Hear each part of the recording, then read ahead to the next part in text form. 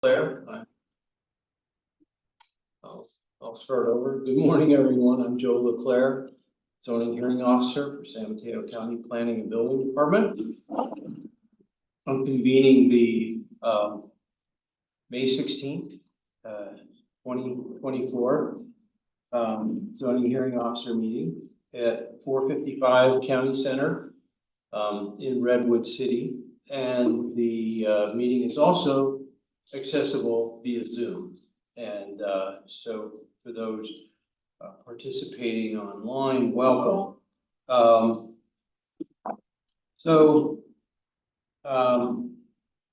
first thing we'll do is the Pledge of Allegiance.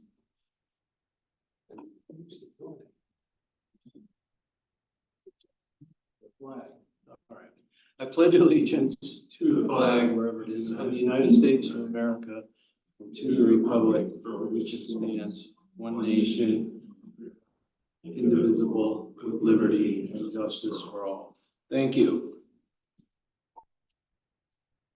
So the very first item on our agenda is public comment for items that are not on the agenda. So if there's anyone either online on the Zoom meeting or here who would like to provide public comment on an item that is not on our agenda, please online, please raise your hand or here indicate that you would like to do so. We have no public comment in person or no participant. Okay, very good. Then we will move on to our consent agenda.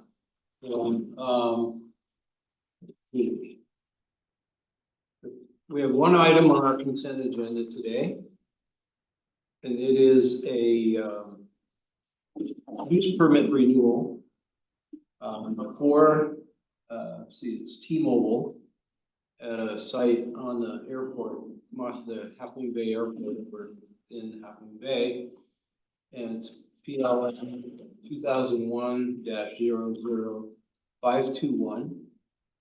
And first, is there anyone here who would like to elevate this item to, or online, who would like to elevate this item to have a public hearing? Hearing no calls for that.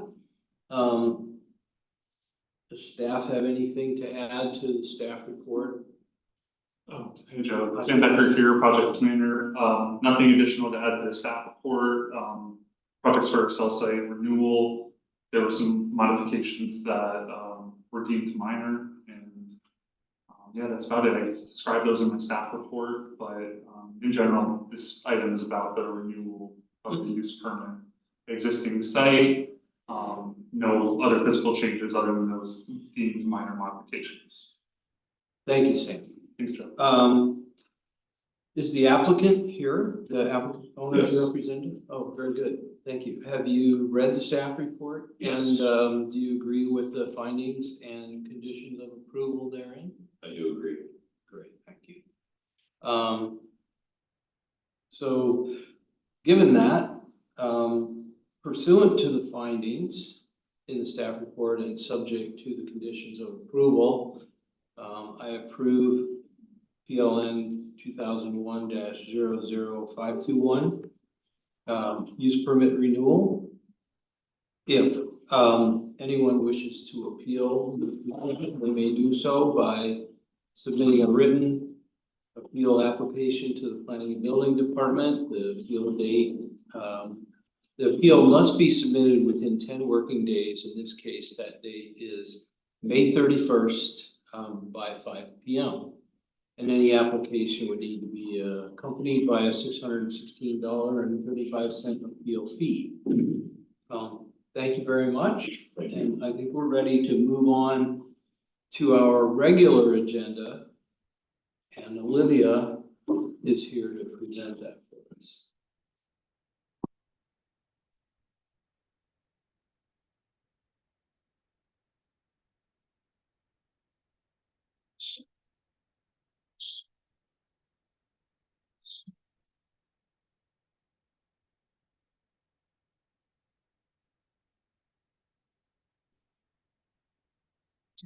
tell me the next one. Good morning, Olivia Boo, project planner for the subject use permit located at 424 Dumbarton Avenue, North for Oaks. And I'll go through the project, what's proposed, the compliance and exceptions, and then be available for questions. So the project is to legalize, there's a structure on the front of the parcel that it was converted by a previous owner. It is an attached commercial converted to habitable residence, identified as units A and B. And they're each approximately 268 square feet. Sorry, go ahead and move to the next one.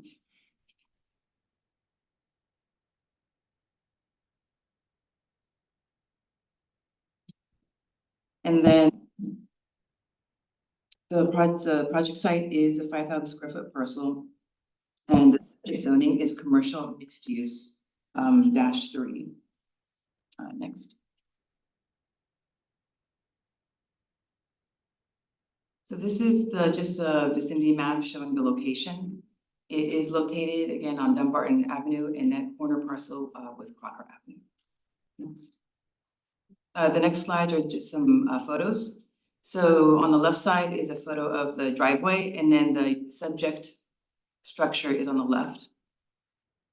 And then the photo on the right is a commercial use structure that is at the rear of the property. Next. And then just another view, and then the photo on the right is a view from Crocker Avenue of the property, and then the subject unit to be legalized is on the right side. Next. So this is the left side is a site plan, and then the right side is the floor plan. And to show you elevations of this existing structure. So to go over the commercial mixed use 3 development standards, the project complies with the lot size, front setbacks, rear setbacks, and right setback. A use permit is required for the left side setback, which is existing and substandard, and then the height. So the height requirement for this district is minimum height requirements, clarifying that, is 36 feet, and the structure is 9 foot 3 inches. In terms of the project conformity, it does comply with the general plan and the North for Oaks community plan. For the use permit aspects, it includes, in addition to the setbacks and the height, also an off-street parking exception, and then the request for an exception to the EV parking. So for the off-street parking exception, they're asking for allowance for 2 uncovered spaces. There is a garage space, a covered garage space, single car garage space that belongs to the rear commercial use. And then there is additional available uncovered parking space on the property. And staff had examined the possibility of doing 2 covered parking spaces. However, just given the circulation of the property and where the structures are located, there would not be easy access without obstructing circulation, existing circulation that is required. And then for the EV parking, my understanding from the owner is that he was going to, and he can re-clarify this if as needed. He was going to plan on doing this, but given the fact that he's having to legalize the conversion of the commercial to habitable use, that affected his overall efforts to budget to install the EV parking, and thus at this time he's requesting an exception to that. In terms of the use permit findings, the project has to be able to comply with the findings of not being detrimental to the public welfare or neighborhood. The use is compatible. The horizontal alignment is necessary due to the character of the parcel, as everything is existing. no significant changes are being proposed. And then the vertical, doing a vertical mixed use, building, going up to an upper level, would be burdensome.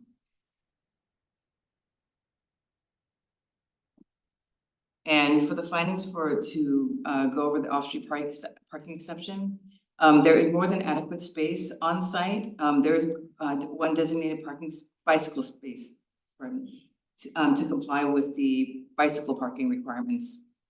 And then, again, for the parking for the two-car carport garage that for the covered parking requirement, the project is meeting it as best possible.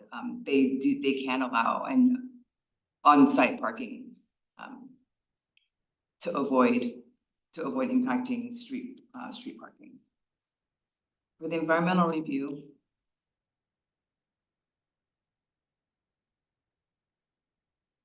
and then this project is exempt, qualifying as a minor alteration of an existing structure. It did go before as required before the North Fair Oaks Council, May 28th, 2024. There was no objections at that hearing and the council recommended approval and they supported the project. And then today, before the zoning hearing officer, request to recommend approval of the use for an off-street parking exception to legalize the 2 single-story attached residential units with 2 uncovered parking spaces. Also for the reduced height and then the substandard left side yard setback. If there is any other questions, that's the end of my presentation and I can be available for questions. Thanks very much. Before, I do have a couple questions, but I forgot to have Maria read the item into the record. So if you would, please, I think I did part of it.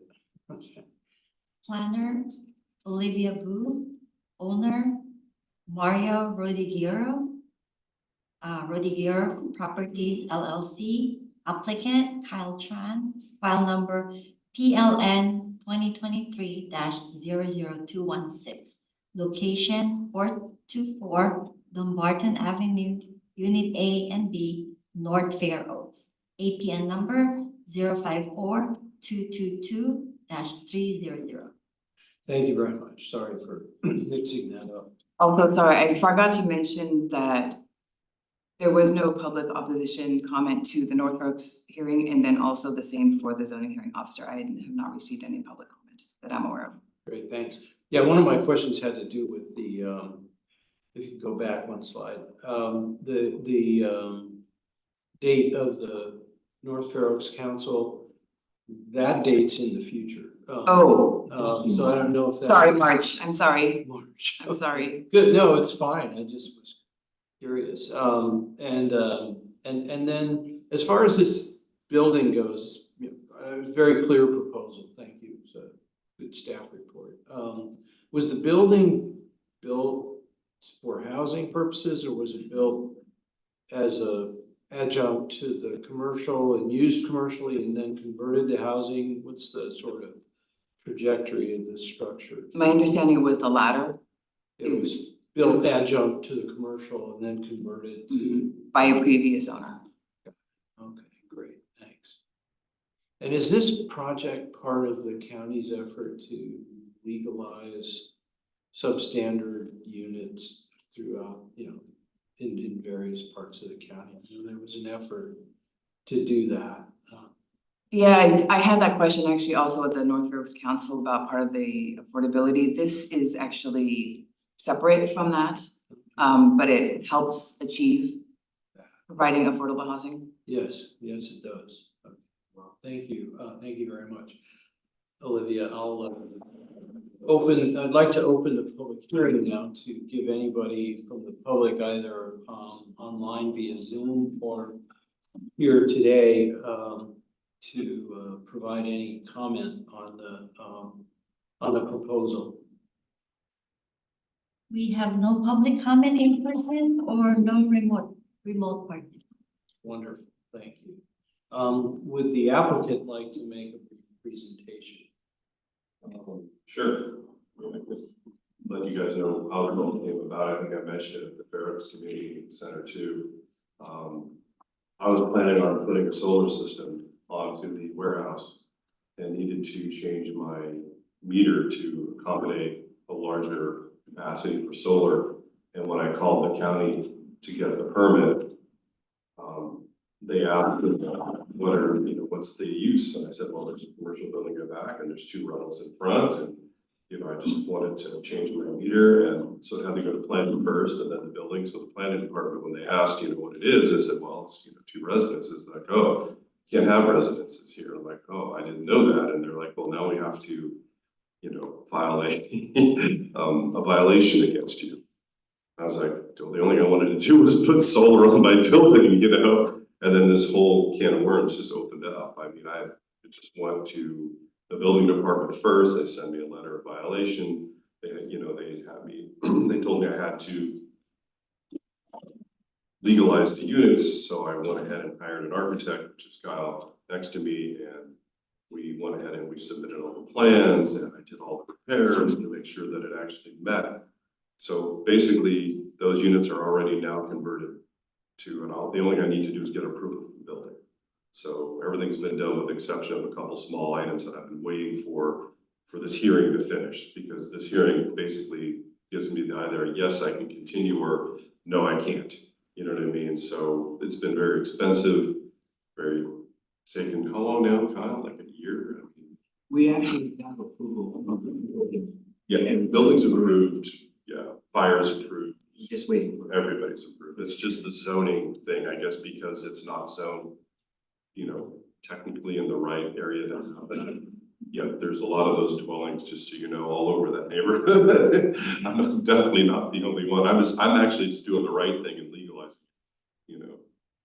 that's pretty much what I have to say, so hopefully, this will get approved and move on. Yes, well, thank you for, navigating the system. I understand it can be challenging, but that's sometimes what happens when you buy a property that someone has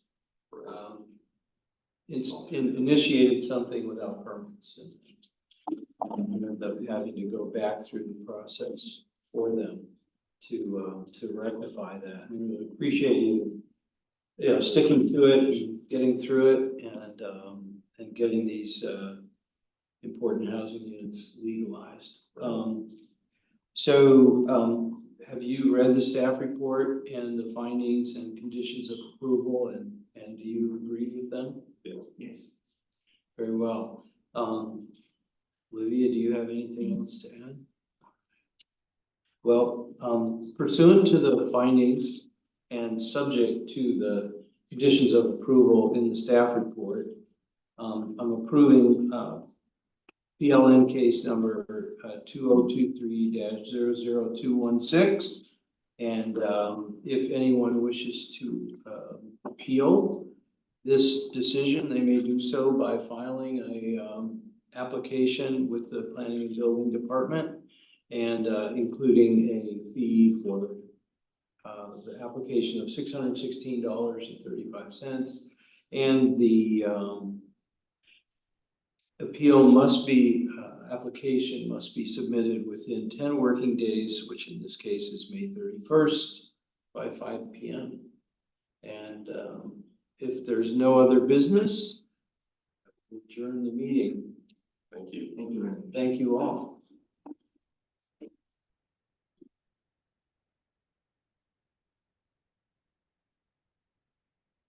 I'll proceed with that letter of decision. Okay, great. Any Okay.